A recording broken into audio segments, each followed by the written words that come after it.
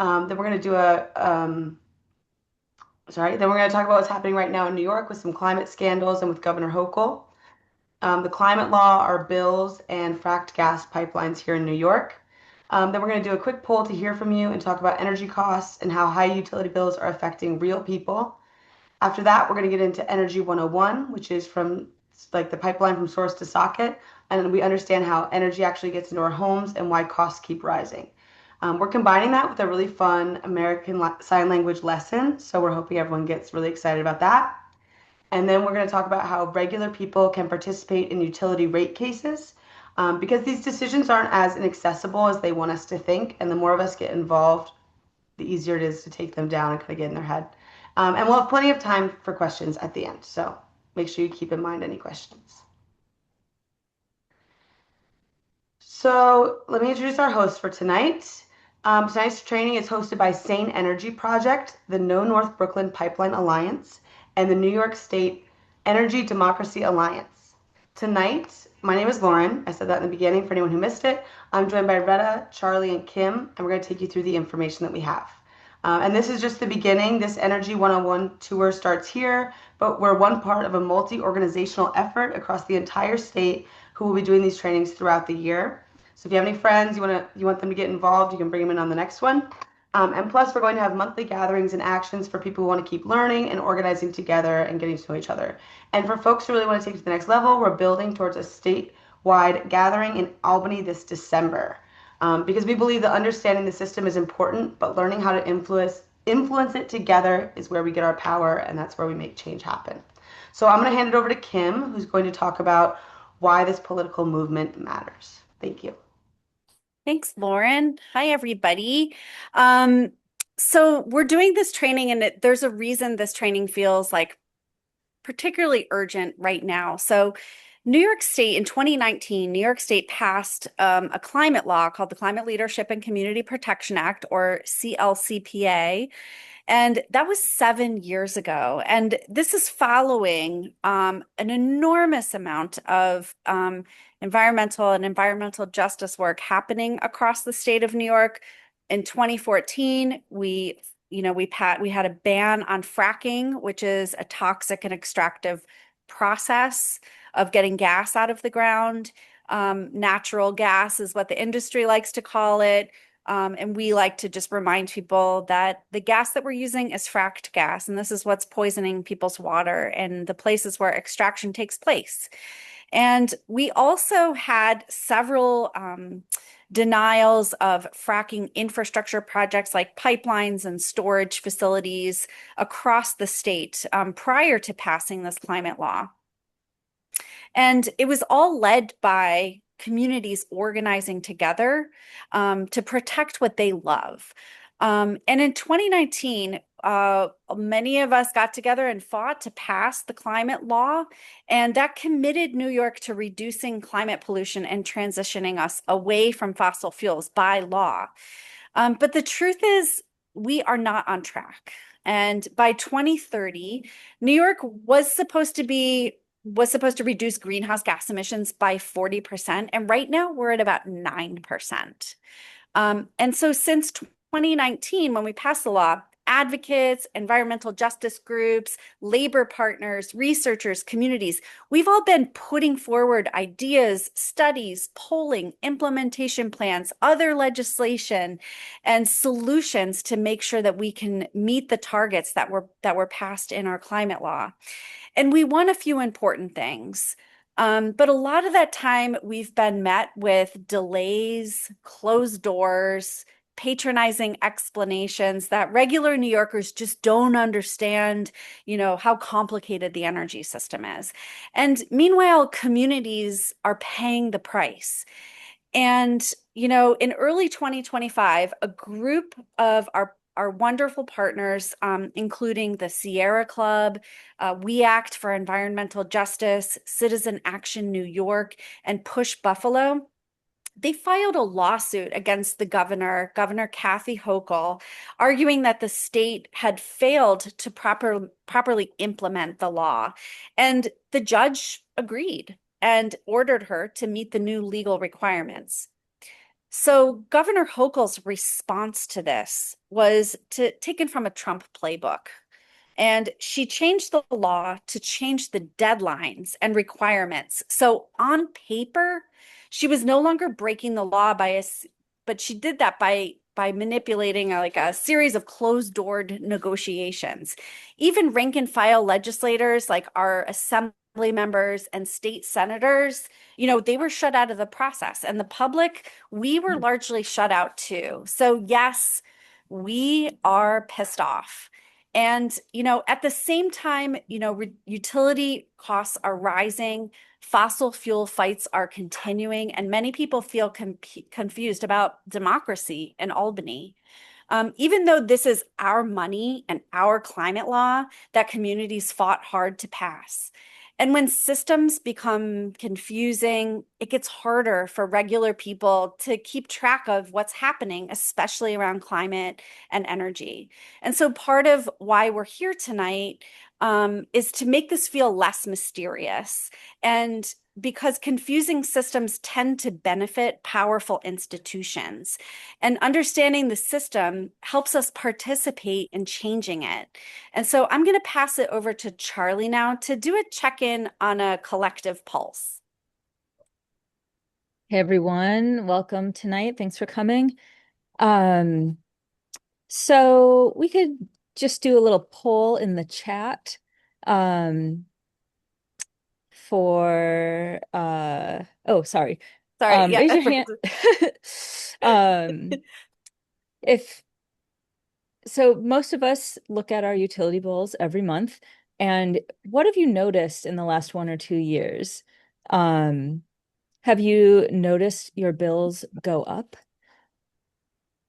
And, of the responses here, yes, a lot, yes, a little, no, or not sure.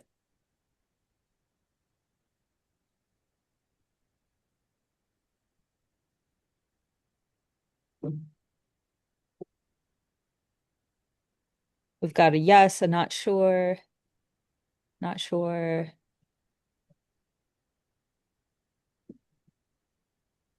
Yes, I definitely noted my utility bills go up. Yes, a lot. Yes. Um, Great. Well, now that we've got a little check of the pulse on that, our next little poll is, who do you think has the most influence over your utility rates? The utility company, for example, National Grid or Con Ed, the government agencies, elected officials, or I'm not sure. And no pressure, this isn't a quiz. A lot of people don't know because utilities are intentionally complicated. And by the end of tonight, this part should feel a lot clearer.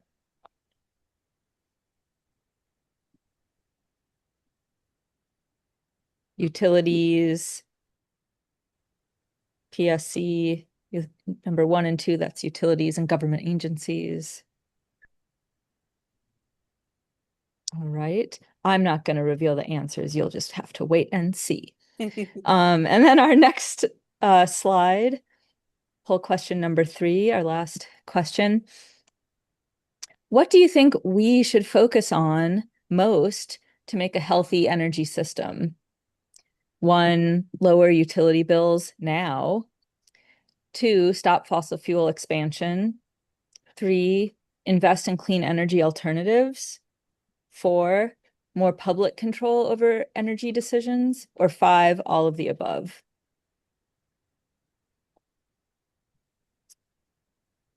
We've got an enthusiastic 5, 1 and 2. 6. 5. Yeah, and so before we get into how the system works, we want to ground this in some real lived experience. And our friend Monique at the Long Island Progressive Coalition, who is a part of Chinook Nation, will talk a little bit more about her experience with the energy policy and how it's become unaffordable. energy affects everything, whether, like how we cook, whether we can refrigerate medicine, stay warm, or get safely through the extreme weather. It's not abstract. So let's play Monique's video. My economic story. I have a son that I had at 17 years old. I raised him in an intergenerational family home. All throughout my life, my utilities were shut off, on and off and on and off. Just like the 2,000 plus people who are shut off right now from their utilities with PSE&G and National Grid in October. But the worst and longest time was when my son was 5 years old and my elderly grandfather was 70 years old suffering from kidney failure. Our utilities were shut off in the hottest days of August, all the way through the coldest days of February. We were not able to turn our utilities back on until my grandfather was forced into a predatory reverse mortgage of our home. 9 months of misery, and the utility companies did not care. The whole time I was afraid my son's teachers would find out and take him away from me. I was afraid my grandfather would not be able to bear the extreme temperatures. Our house was a complete icebox. And if not, her family would have froze to death in that house. I thought this was my personal failure, but it was not. That's right. This was and is the failure of our government not protecting us. Right.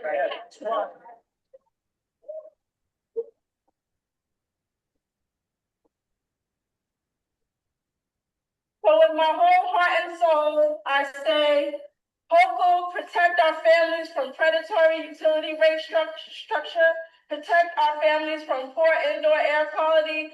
Get us up gas now and sign the repeal of the 100-foot rule today. Our families, livelihoods, and health depend on it.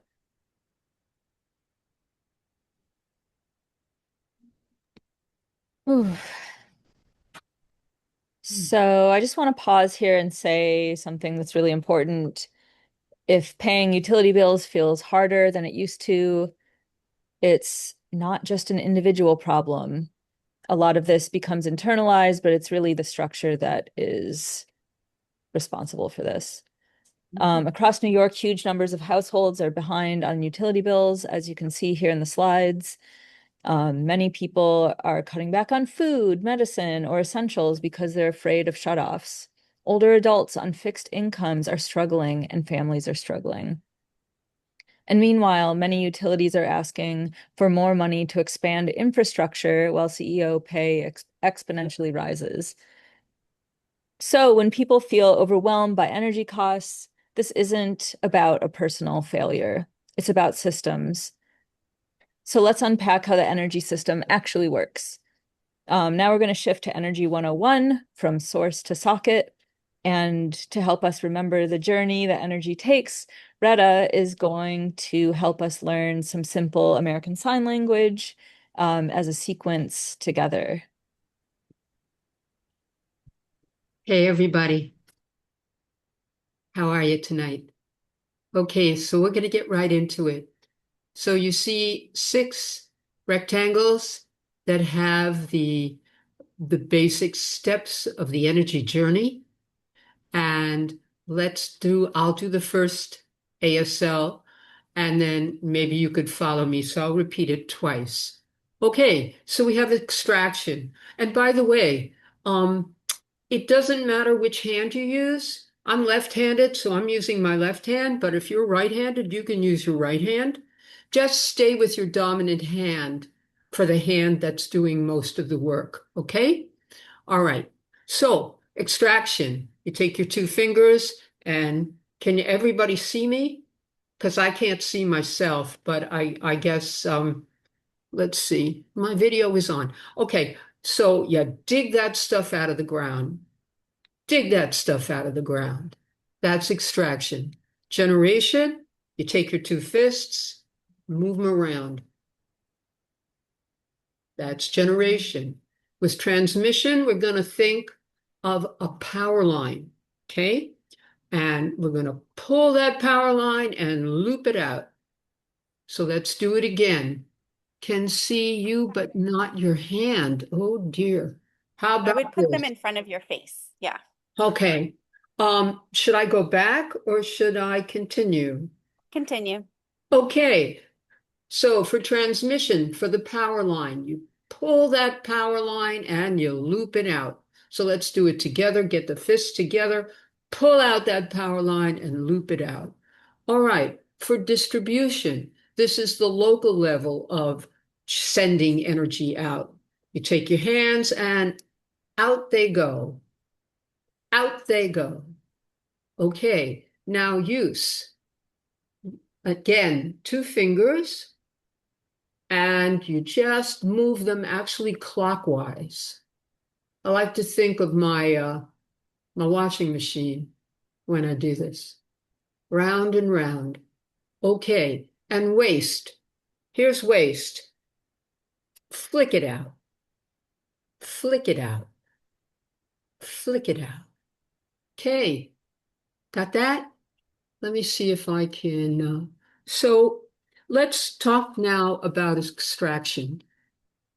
Okay, so the thing about extraction that seems really important to me is that that's the part of the process that we really don't see unless we live in Texas or we live where the coal fields are or a uranium mine or we're living in a fracked gas area where you turn on your faucet and flames come out. So, but for the rest of us, it's mostly invisible. Um, it's very energy intensive to mine for coal, for gas, for oil, and for uranium. And it's also really destructive. It's destructive to the air through pollution, through the water, through pollution of various sorts, like heat pollution near a nuclear power plant. And of course, there's radioactive waste. Um, and the land is torn up. Um, and it's socially destructive too. Miners get black lung, people die from air pollution, and it happens 20 years later. Um, and it has international ramifications as well, socially, when we go into other lands and disrupt their political and cultural systems to extract whatever we want from them.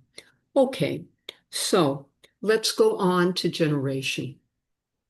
With generation, I'm going to talk first about our traditional way of getting it, which is the fossil fuels and uranium. Basically, we're burning things, coal, oil, natural gas, to create heat, to boil water, to turn the fins on a machine called a turbine or turbine. Some people say turbine. I say turbine. Anyway, this turbine creates a rotational motion that goes into a generator, and the generator creates electricity. With nuclear power, the way you get the heat is through the splitting of an unstable atom, a form of uranium, uranium-235. And when you bombard that with neutrons, that nucleus breaks apart and creates a tremendous amount of heat. That heat boils the water, creates the steam that turns the turbine. There you go. Now let's go to the next slide. Okay, so we're talking about burning and we're talking about pollutants, heat pollutants, uh, air pollutants. All right, wind and hydro. What you see there is actually a turbine. That's a wind turbine.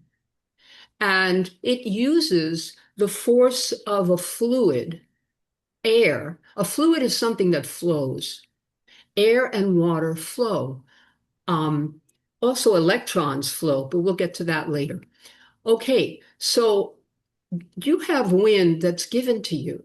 You have water that exists. It doesn't have to be mined, and it doesn't have to be burned. So already you have a plus. So the water turns the turbine, the wind turns the turbine. So let's keep going. Okay, solar. Solar is a little bit different.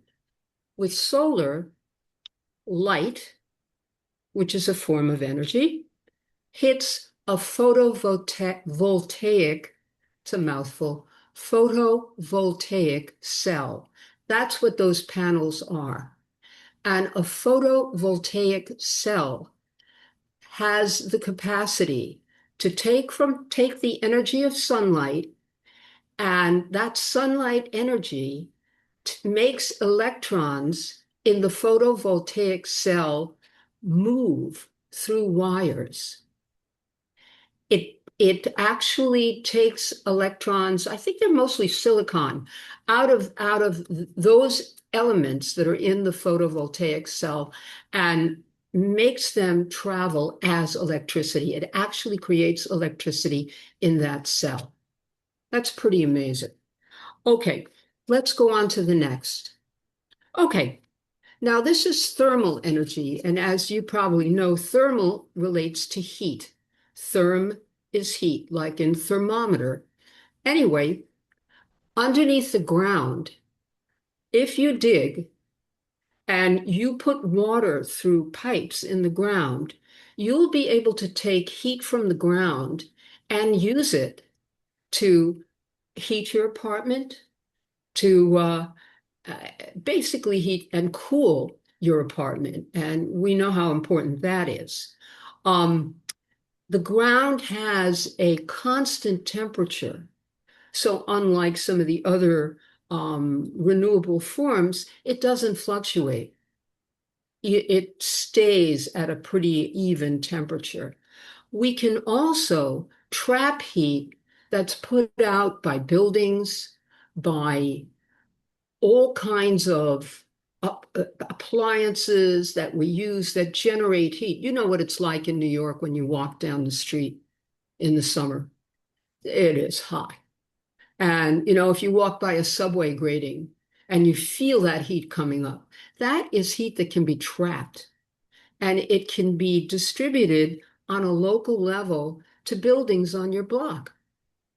Those are what thermal energy networks are. Okay.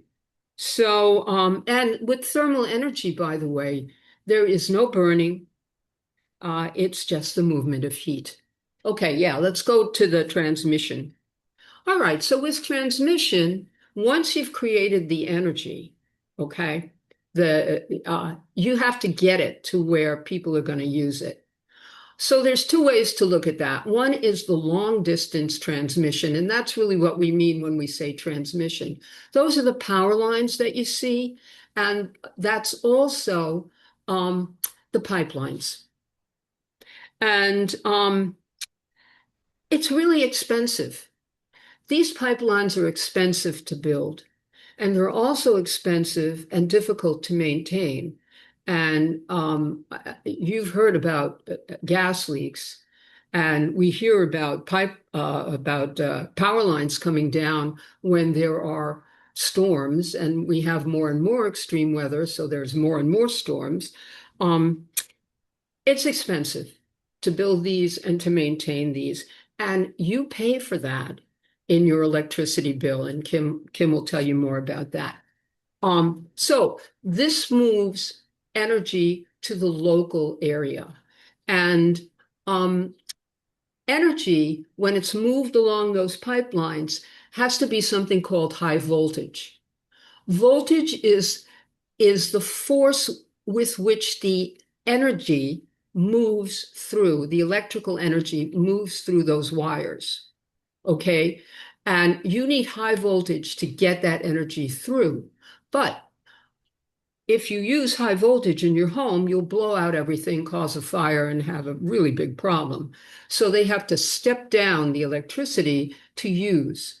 You can also see in the slide where the pipelines are that go into your house.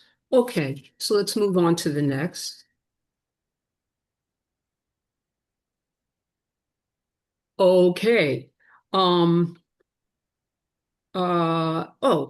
more thing I wanted to say about distribution. Can we go back to distribution? Yeah. Distribution is kind of there's another aspect to distribution. There's the getting the bulk stuff to a local area. But when it gets to your local area, and this is where your utility company gets involved because they're in charge of the maintenance and of that local system of distribution that goes to your house. So that's your underground gas mains, it's underground electricity, or it's smaller power lines that come into your house. And you have a meter that meters it, and you pay for those charges. You pay for the maintenance that they have to do on this stuff, and that will appear on your bill. And that's the part of the equation that we're most familiar with. Okay, now let's go to use. Okay, well, we know all these things. It's your your your outlet, your stove. There's a propane tank there that people use in houses. Um, And, basically, that's where young people first learn about energy. When you're a child, that's where you first learn about turning on the gas stove and not turning on the gas stove. If you're a child, you have to watch them. And that's the part that we're all familiar with. Let's move on to waste and loss. Okay. Now, generating energy takes energy, okay? And it turns out that you can look at how much energy you use to get the energy and how much energy you actually can use as an end consumer. So we're looking at here what's useful versus all the energy that it takes to get that energy to your house. With extractive, with gas, oil, nuclear, 2/3 of the energy that's used in the whole process is lost. It's not used. You use about 1/3 of the energy that it takes in the whole process. With renewables, it's turns it on its head. It's 95% of the energy is useful and efficient, and a little more than 5% is lost in wires, in capture, in the machines that create the energy. And because you don't burn things, you have very little toxic waste. You don't have spent nuclear fuel to take care of. You don't make the water hot by your nuclear plant to cool down the heat that's generated by chain reactions. It's really a very poor return on investment, to speak capitalist speak, when you look at the efficiency of fossil fuels. So the bottom line is all energy systems have some trade-offs, but the cleanest systems are the ones that do the least harm and have the least waste. Okay, so now I just want to review with you the ASL. So here we go. I'm going to hold it up again so that you can see. Okay, so let me know, Kim, if this is visible, because I can't. Looks good. Okie doke, here we go. 2 fingers. Here's the earth. Extract it out. Dig it out, folks. There we go. Okay, generation. Boom. Yeah. Okay. Transmission. The power line. Okay, pull that line and loop it out. Okay. Distribution. This is the local level of sending the energy. Here we go. Boom, right out to your house. Here we go again. Boom. Okay, here's use. Okay, 2 fingers again and clockwise. Okay, I'm thinking of my washing machine. There we go. And waste. Okay, waste is phoom, flick it out. Boom, get rid of it. Actually, we don't care who gets the pollution, do we? Yeah, just kidding there. All right, so that's it. And now I'm going to turn it over to you, Kim. Great, thanks. I love we did a when we were putting together this training with the Energy Democracy Alliance, we did have some hand signals that we were using that weren't ASL, and Elisa on this call was like, we should really be using American Sign Language because it's just when you like learn how the system works using like more of your muscle memory, you remember it a little bit better. And hey, why not learn a little American Sign Language at the same time? So we thought we'd just make it fun. Thanks for participating. So I just want to go over a little bit of like when people think about utility bills, most of us assume we're basically paying for the energy itself, but that's actually not the whole story. So there's 2 major pieces of your energy bill. There's supply charges, and that's the cost of the actual energy and the electricity or the gas that you use. These costs are shaped by usage and energy markets out there. And then there's delivery charges. And this is the cost of moving that energy, the pipes, the wires, the infrastructure, the maintenance, the customer service from your utility, and the utility system operations. And here's the important part. So delivery charges are often the biggest part of your bill, sometimes 50 to 70% of your bill. This is a little snapshot from my personal bill from National Grid downstate for gas delivery. And these charges are regulated through the Public Service Commission, or PSC, their acronym. So if your utility bills feel impossibly high, it's not only just about how much energy you used. So just to zoom out a little bit on my local bill, which is, seems to be on par with my next door neighbors. Remember our energy journey? Let's connect the dots. So when we learned extraction to generation to transmission to distribution to use, this is the part of the bill. This is distribution. And that's the poles, the wires, the gas pipes, and the meters. And utilities make profit by investing in that infrastructure, which means the more infrastructure that they build, the more money they can ask customers to cover. And so that becomes important when we start actually asking, do we actually need these projects? And to understand how utilities raise these charges, let's talk about rate cases. And this next video that we put together explains what a utility rate case is and how companies ask permission to raise delivery charges. So you don't need to memorize this. Just listen for who decides, who pays, and where public participation fits in.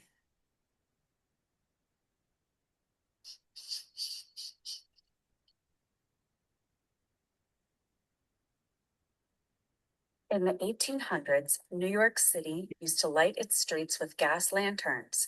As the population grew, so did the number of gas companies looking to corner the market. And since these companies were unregulated, they battled for turf in the streets of Manhattan. These guys who fought these wars were called the Gas House Gangs.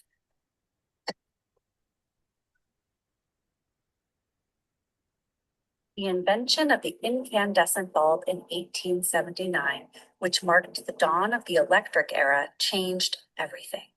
Gas and electric suppliers competed head to head. To make sense of a growing, increasingly complex grid, utilities were granted monopoly status in order to streamline energy delivery, to prevent companies from dueling over control of the grid, and to avoid duplicative, overlapping infrastructure. What a mess that would be. In exchange for being granted special monopoly status, every utility in New York State is regulated, in most cases by the Public Service Commission. So the Public Service Commission regulates electric and gas companies, along with water and telecoms, in New York State, and they are in charge of regulating prices of our energy. The corporate utilities have to ask the PSC for permission to raise prices to cover the cost of building and maintaining infrastructure. They also factor in a hefty guaranteed profit for their shareholders. This process of asking for money for development of infrastructure opens up a proceeding which is called a rate case. And the rate case process is designed to be very backroom and hidden from the public.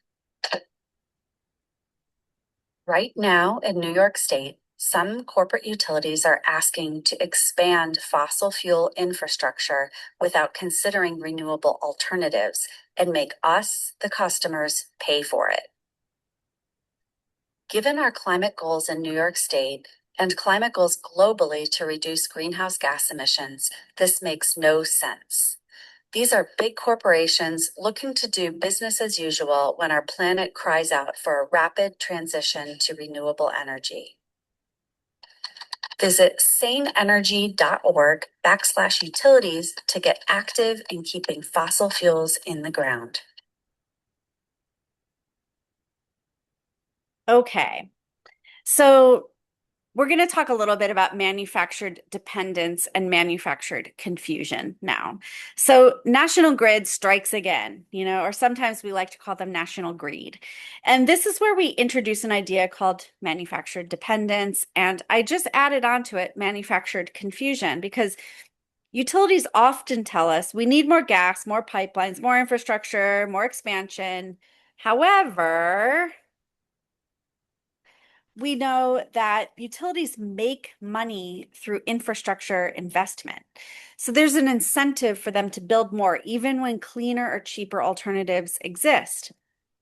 And meanwhile, what keeps climbing? Delivery charges. So I don't usually like putting graphs in presentations, but this one's really good.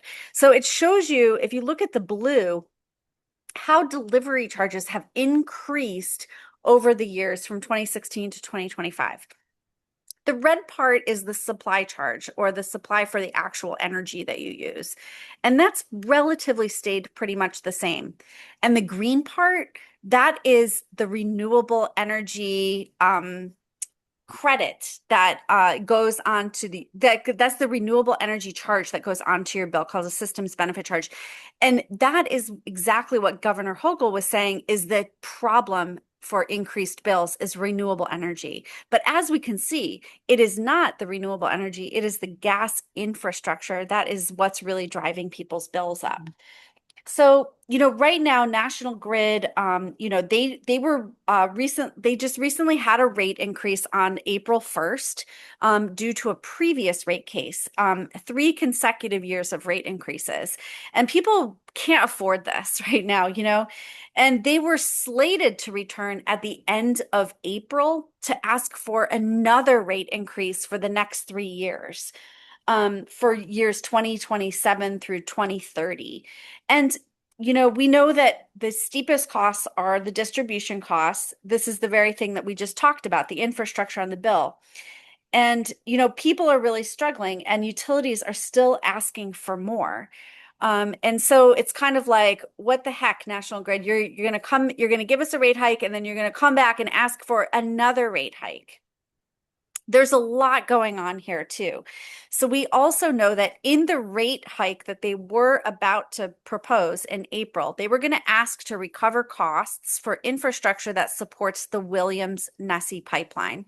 This is a controversial triple state fracked gas pipeline that starts in Pennsylvania, just 5 minutes from my childhood bus stop, all the way through New Jersey, under the Raritan Bay, under the New York Harbor, hugging Staten Island, hugging Brooklyn, hugging, and then plugging into the off the coast of Rockaway Beach.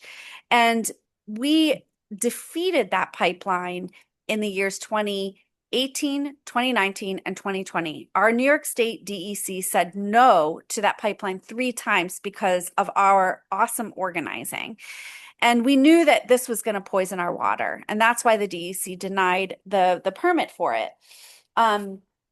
We also knew that the gas wasn't needed. It was just a ploy for National Grid to say, oh yeah, bring in all the gas because then we get to build all the pipelines in National Grid territory, thereby raising the cost of the delivery charges that we're all paying for out the nose.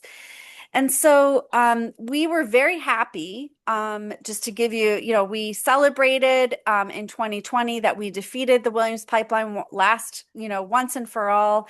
And then in 2025, Donald Trump, who is occupying the office of the president, he wanted to revive this pipeline. His mantra and his policy is drill, baby, drill. And him and Governor Hochul, they sort of did a handshake deal, did a trade-off offshore wind for the pipeline to bring the pipeline back. But we do know, and the governor has framed this as though there's increased demand in electricity.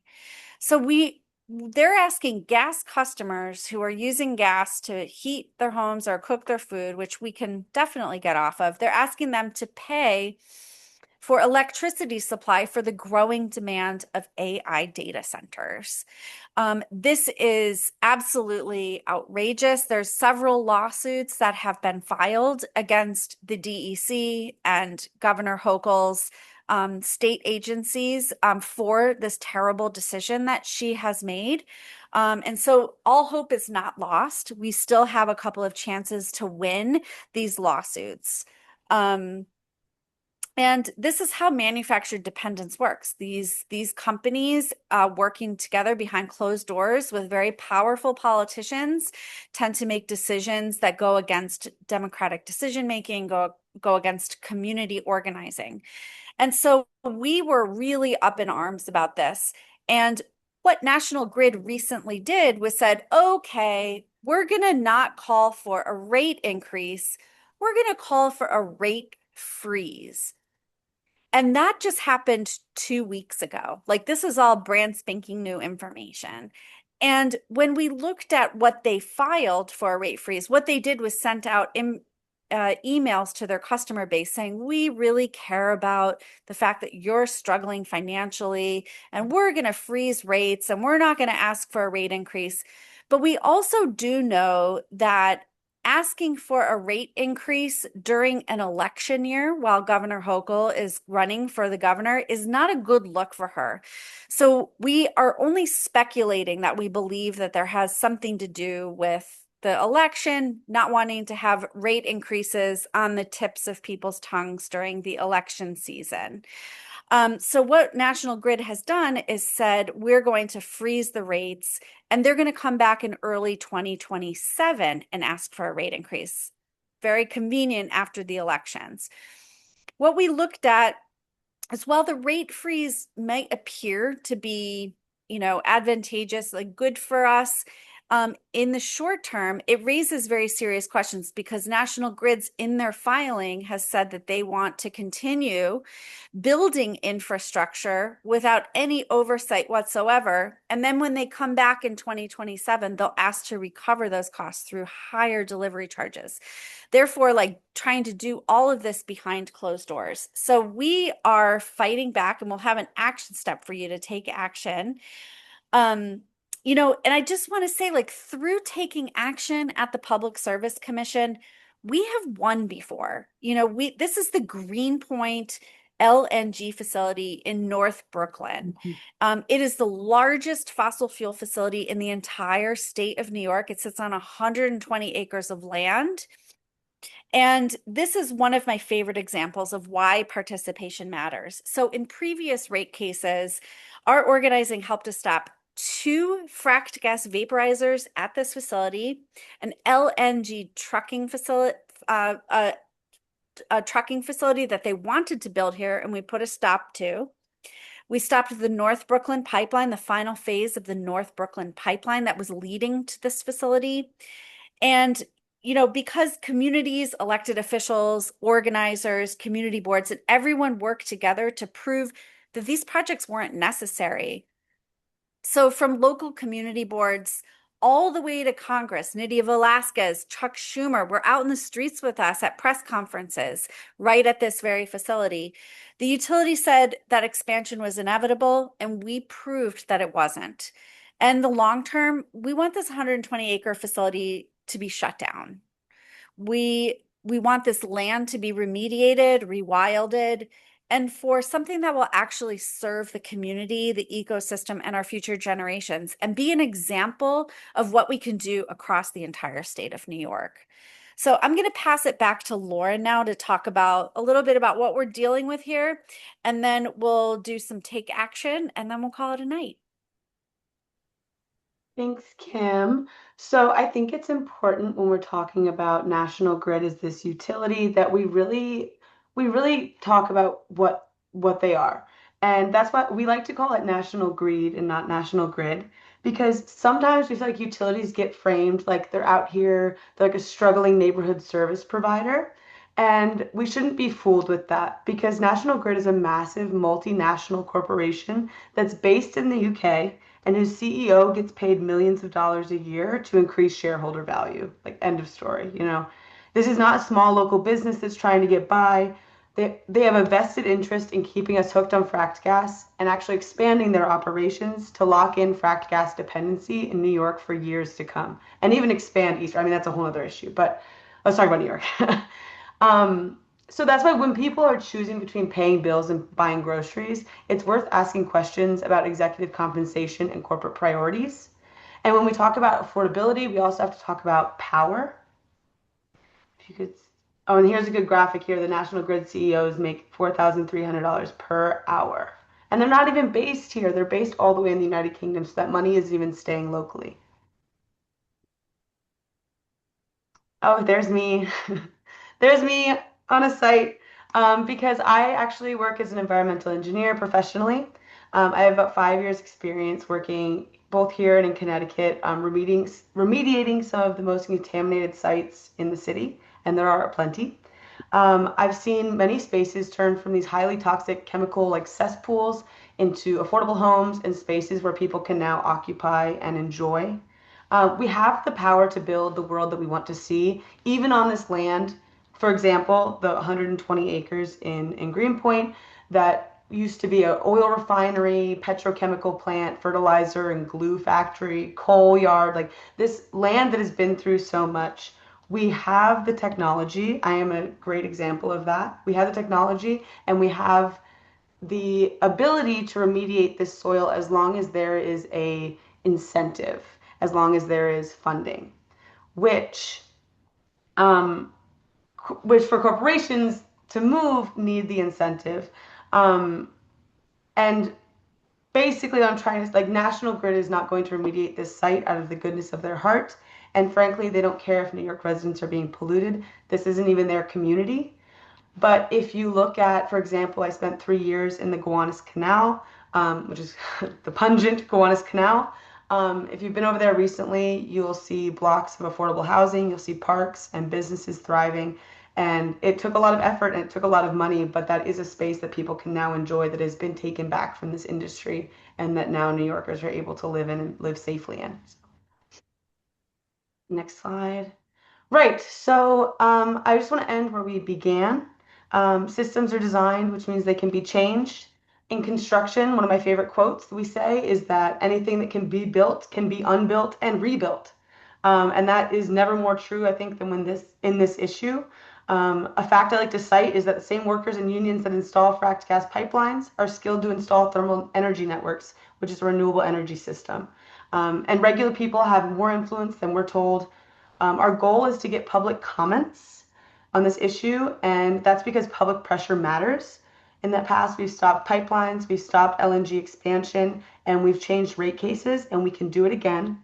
And so, in true Star Wars fashion, we just want to say the Empire is big, but rebellion works. And if you use the Force, and so use the Force, New York. So if you scan the QR code, you can sign up and stay involved to help us build an energy democracy together. And do or do not, there is no Just try. putting those 2 action steps in the chat right now.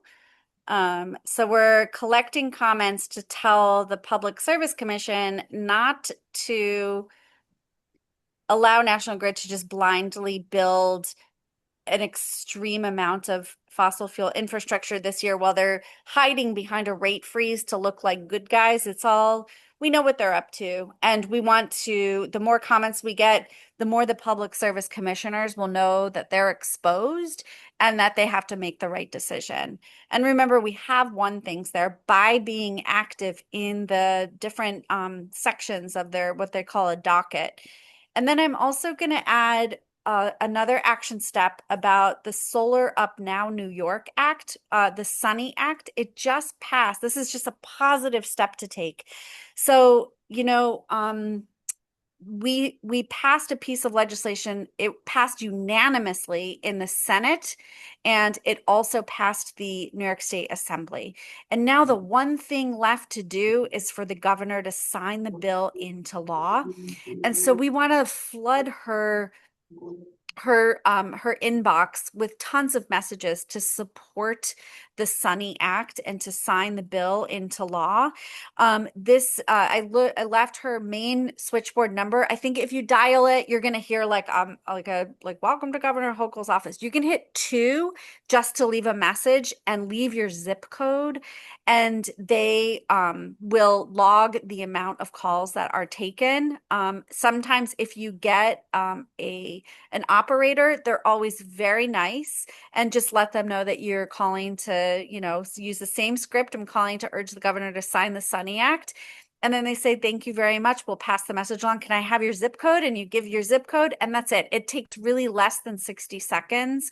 Either if you leave a message or you get an operator, it doesn't matter. It's what matters is like making those calls, getting those calls logged. We really need her to sign this into law. And, we definitely need the Public Service Commission to see that we see what National Grid is up to. We know that they're up to no good. And yeah, I really appreciate you all coming to the Energy 101 training tonight.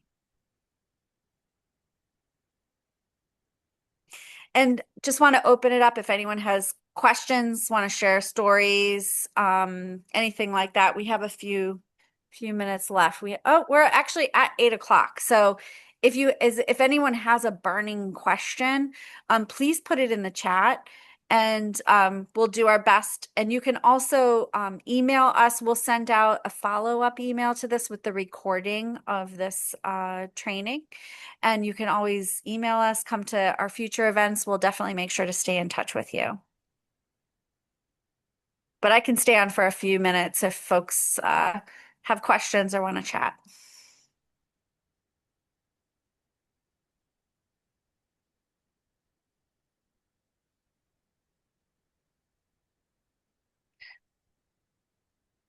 Well, all right. Thank you, Charlie. Thank you, Lauren. And thank you, Retta, for participating in the presentation. You guys are amazing. Part of us doing these presentations is to make sure that we ourselves keep training ourselves to keep saying the information over and over again, so we learn it ourselves. And this is why we continue to do these Energy 101s every month. We're doing that in collaboration with organizations across the whole state. Push Buffalo is doing them. Network for Sustainable Tomorrow is doing them. UHAB is doing them. Agree is doing them. We have a lot of these happening. So it's always good for us to get it ingested into our system so we know what we're up against. I'm gonna email this to all my network, and I usually do about 200 blind carbons a day on important stuff. So this is a useful tool for people to share, and we spread the word. So you did a great job. Amazing. And it's so nice to see you, Mert. It's great to see you. You're doing such incredible work in Albany. Thank you. Yeah. Awesome. Okay, bye, y'all. We'll end Thanks, there. everyone. Bye. Bye. Thank you so much.